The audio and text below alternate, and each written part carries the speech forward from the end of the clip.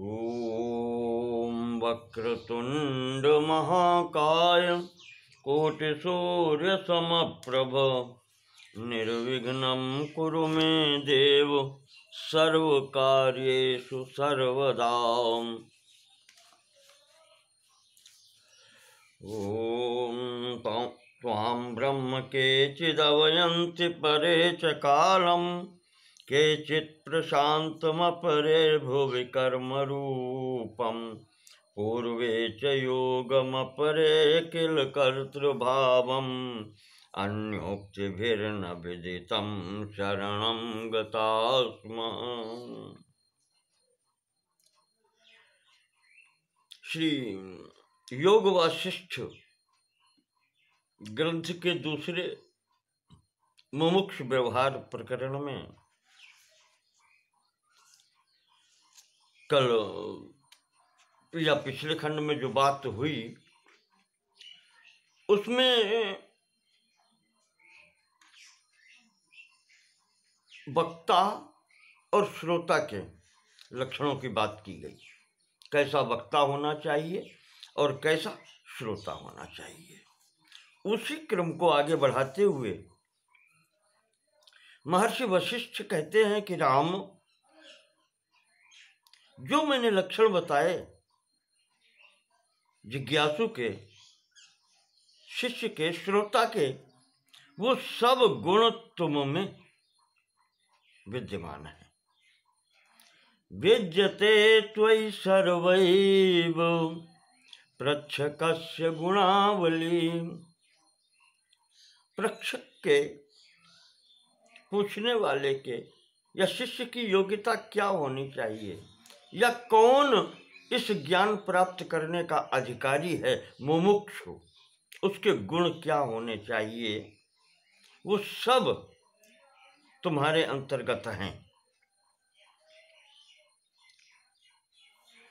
और वक्तुर्गुणाश्चैव मयि, और वक्ता के अंदर जो गुण होने चाहिए, आचार्य के अंतर्गत जो गुण होने चाहिए, वो सब मुझ में है। रत्नश्री जलधौ यथा, जैसे समुद्र में, महासागर में समस्त रत्न होते हैं, इसीलिए उसको रत्नाकर कहा जाता है, रत्नों की खान होता है, वैसा मैं हूं।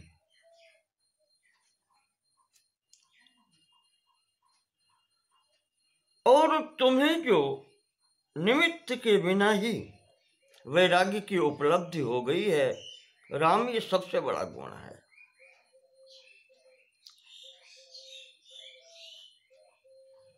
ये केचन समारंभा याश्च काश्चन दृष्टयः तेच ताश्च पदे दृष्टे निःशेषं यान्ति वै समम्। ये केचन समारंभा, संसार में जो किसी भी कार्य को करने की प्रवृत्ति होती है, आरंभ करने की,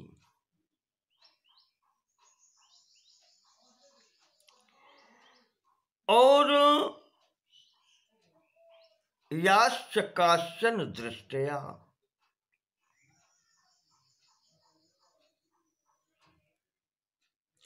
जो जिसको जानने की इच्छा होती है,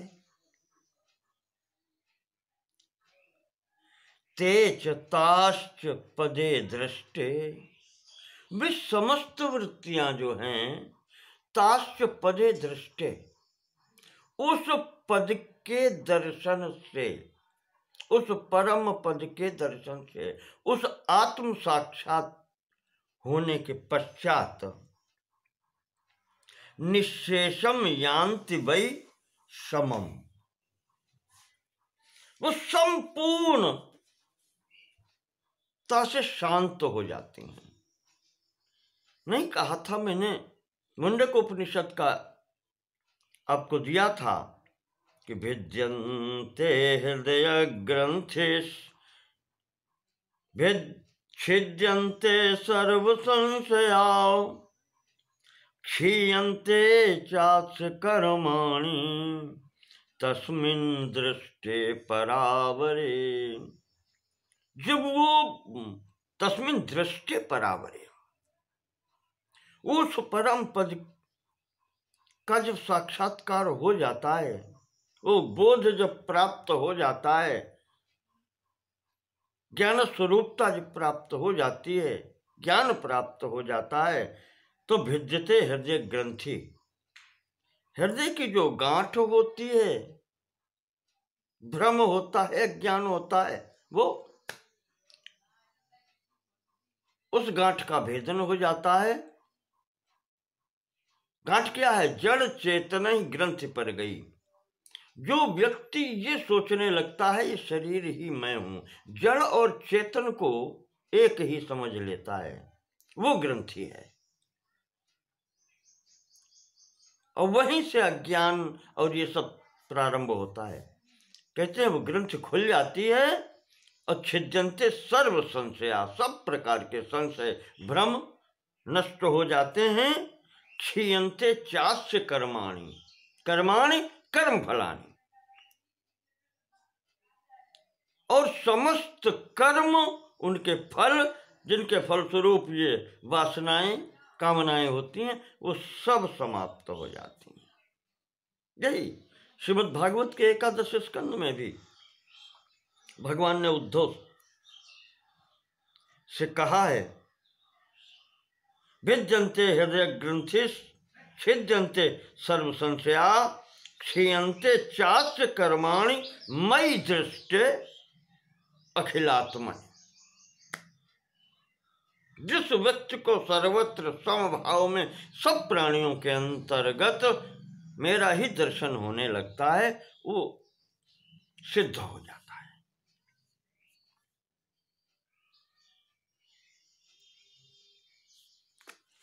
उसी को कह रहे हैं वशिष्ठ जी, यदि विज्ञान विश्रांतिर न भवेद भव्य चेतसा। और विचार करो राम, अगर ऐसा न होता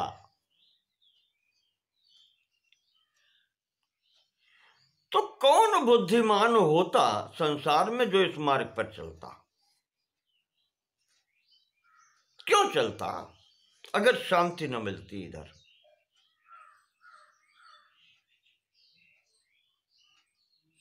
क्यों कष्ट उठाता इस मार्ग पर चलने का? तो ध्यान रखो, परम प्राप्य विलीयन्ते सर्वा मनन वृत्तयः, वही भिद्यते हृदय ग्रंथि छिद्यन्ते सर्व संशया। ये विश्वास रखो कि जो इस मार्ग पर चलता है,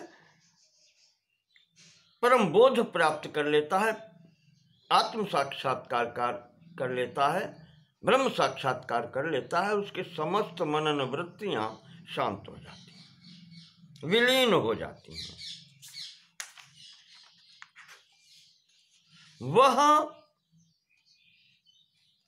फिर चिंता नहीं करता।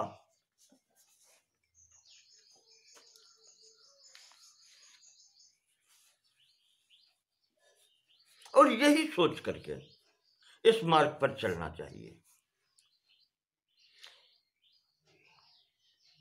इसमें अन्यथा विचार की आवश्यकता नहीं है, न इसमें कोई तर्क और महापुरुषों की अवहेलना भी नहीं होनी चाहिए।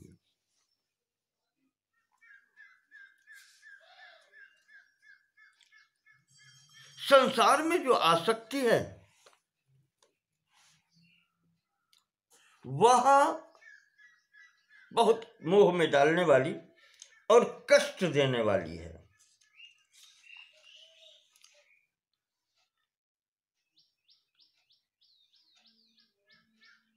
कहा है कि विषमो ह्यति तराम संसार रागो भोगी दशति, भोगी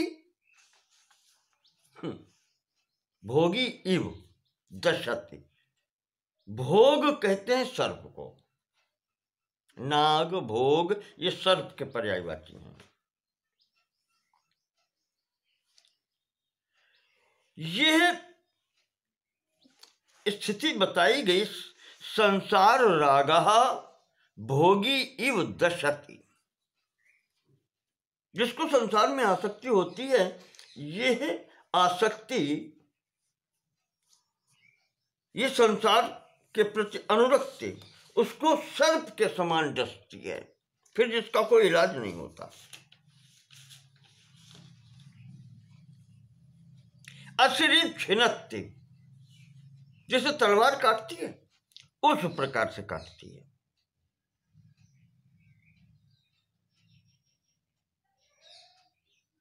इसलिए हाँ, और इसी में ही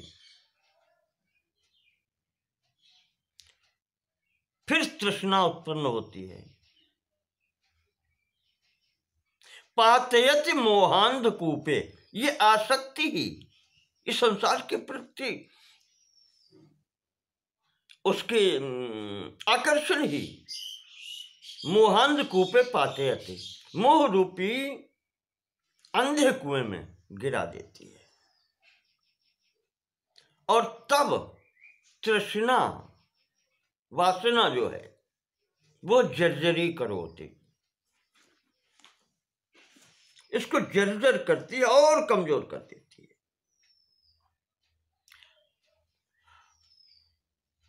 न तदस्ति किंचित दुखम संसारी यन्न प्राप्नोति, और फिर ऐसा कोई दुख नहीं है जो इस मोहांध कूप में पड़ा हुआ वो संसारी व्यक्ति प्राप्त न करता हो।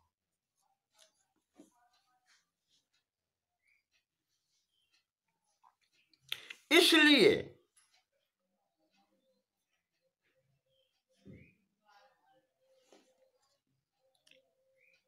राम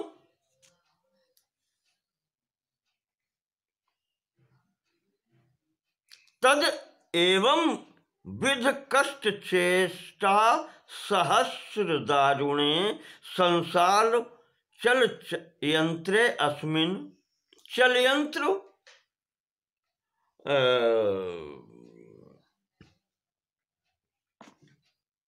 संसार चक्र है, पहिए के समान है जो सदैव चल रहा है, रुकता नहीं है। इस संसार रूपी चलयंत्र के फेर में जो पड़ जाता है, सहस्र दारुणे,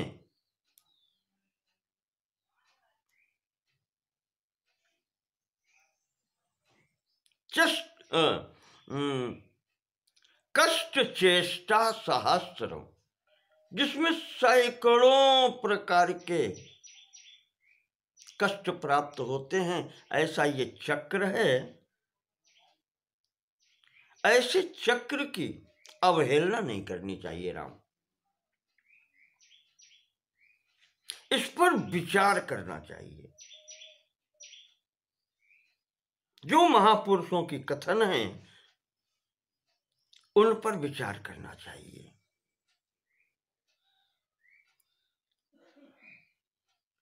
और राम, जब शास्त्र पर विचार किया जाता है, गुरु की बात श्रद्धा पूर्वक ग्रहण की जाती है,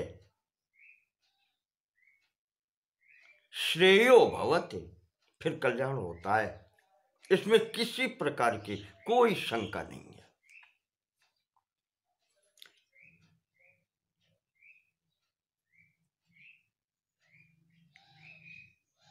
और जब ज्ञान प्राप्त होता है, श्रेय प्राप्त होता है, तो विकौतुका विगत विकल्प विप्लवा, इस खेल से छुटकारा मिल जाता है। विगत विकल्प विप्लवा, उसके संकल्प विकल्प जो हिलाने वाले हैं, विप्लव करने वाले हैं, उनसे शांति उसको मिल जाती है। यथा स्थिता हरिहर पद्म जादया, और फिर वो बिल्कुल कहते हैं कि वो फिर ब्रह्मा विष्णु शिव जी की भांति ही स्थिर हो जाता है। कहते हैं ब्रह्मा विष्णु और शिव जो विशेष कोटियां हैं, उनमें और इस मुमुक्षु में कोई अंतर नहीं रह जाता। नरोत्तमा समधिगतात्म दीपकास्था,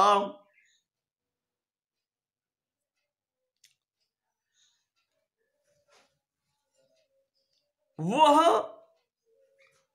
नरोत्तमा, वो जो उत्तम मनुष्य है, वो जिज्ञासु जो है, वो साधक जो है, मुमुक्षु जो है, वह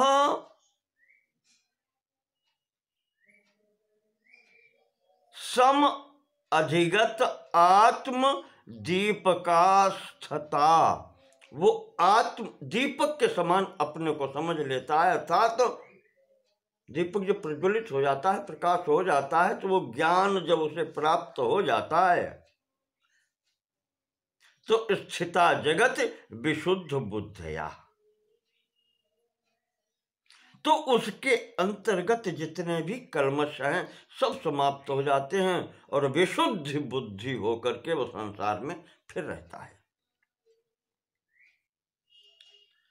परीक्षीणे मोहे विगलते घने ज्ञान जल दे,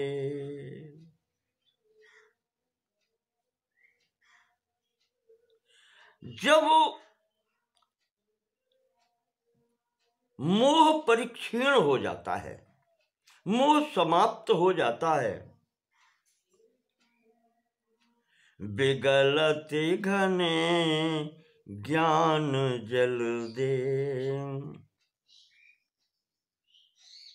ज्ञान रूपी जलद बादल जब वर्षा करने लगता है, परिज्ञाते तत्वे समधिगत आत्मनि अतितते, और जब भली प्रकार से सम्यक प्रकारेण अधिगते तत्वे, जो प्राप्तव्य है उसको भली प्रकार से जब वो प्राप्त कर लेता है, आत्मनि अतितते,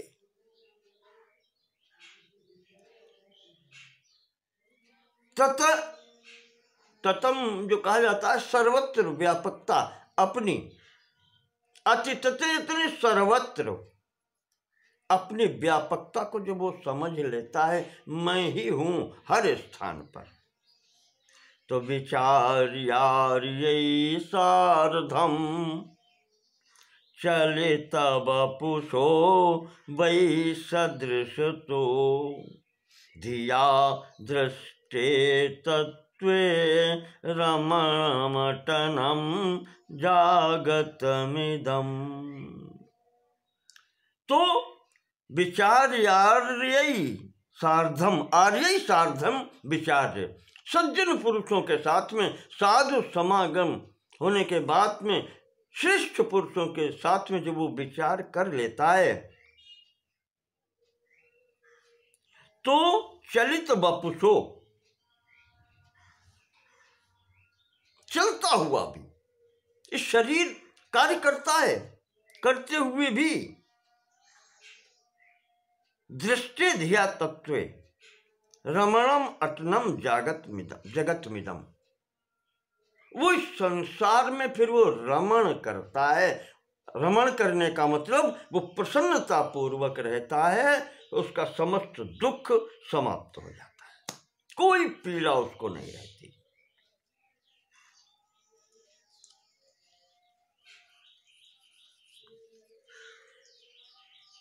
प्रसन्ने चित्तत्वे हृदय समभवे बलगति परे, और जब चित्त प्रसन्न हो जाता है, गीता में भगवान श्री कृष्ण ने कहा है,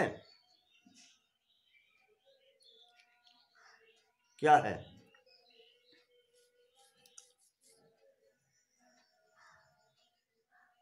प्रसन्न चित्ते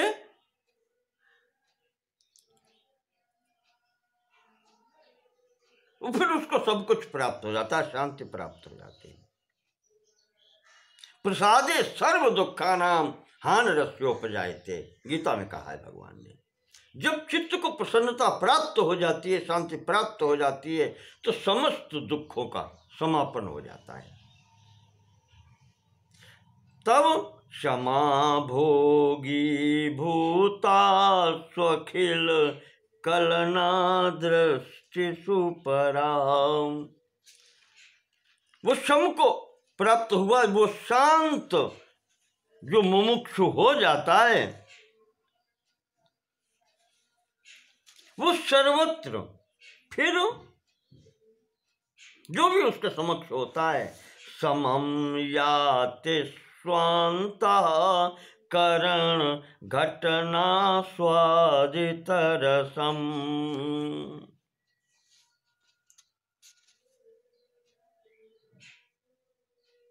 वह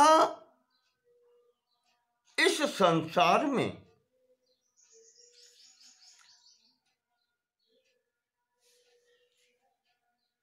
जब रस से पूर्ण होता है व्यक्ति,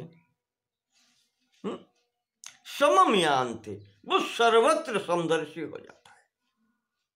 और जब इस प्रकार से समदर्शी हो जाता है तो स्वांतःकरण घटना स्वादित रसम, समस्त स्थानों पर उसे स्वाद मिलने लगता है, दुख समाप्त हो जाता है। उस परमानंद स्वरूप ब्रह्मानंद की प्राप्ति जो हो जाती है, धिया दृष्टे तत्वे रमणमटनम जागतमिदम, तो फिर वो यहाँ पर उसको धिया तत्व दृष्टे, बुद्धि से साक्षात्कार कर लेता है, ज्ञान प्राप्त हो जाता है, ब्रह्म साक्षात्कार हो जाता है, तो यहाँ फिर वो रमण करता है। संसार में उसे कोई कष्ट नहीं होता।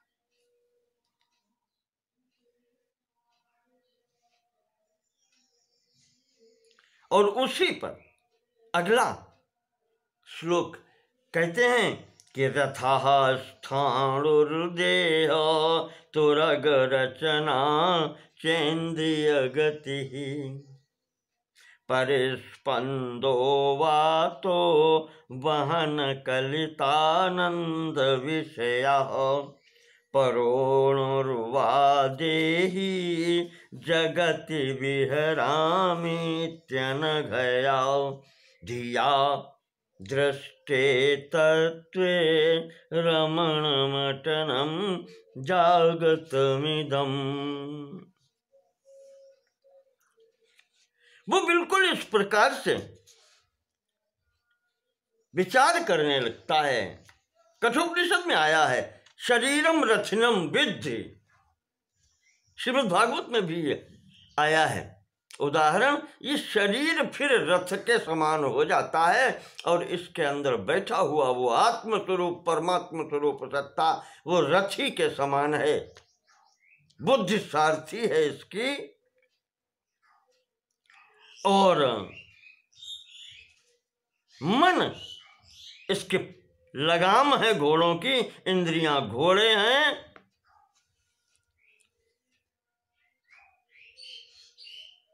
और ऐसे शरीर में रहता हुआ वो आत्म स्वरूप, वो स्वतंत्र सत्ता, चैतन्य सत्ता बिल्कुल जब समाधि दशा में हो जाती है, एकाग्र हो जाती है, तो कहते हैं कि बस वही फिर परमात्मा सत्ता है, उससे अलग कुछ है नहीं राम। वही इस प्रकार की सत्ता है। और ऐसे रूप में फिर जो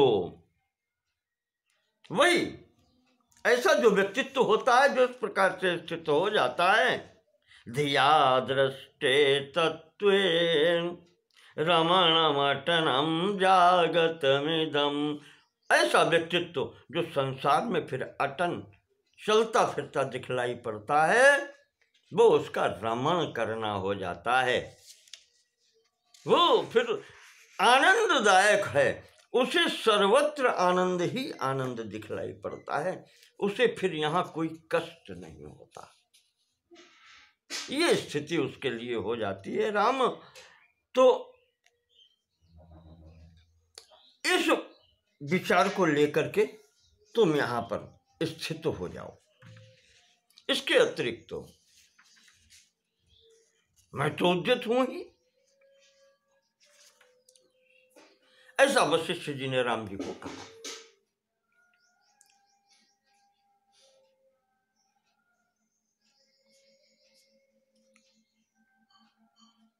और यही सोच करके वशिष्ठ जी कहते हैं, महापुरुष संसार में विचरण करते रहते हैं, न सोचन्ते न वांछन्ते न याचन्ते शुभाशुभम, सर्वमेव च कुर्वन्ते न कुर्वन्ति किंचन।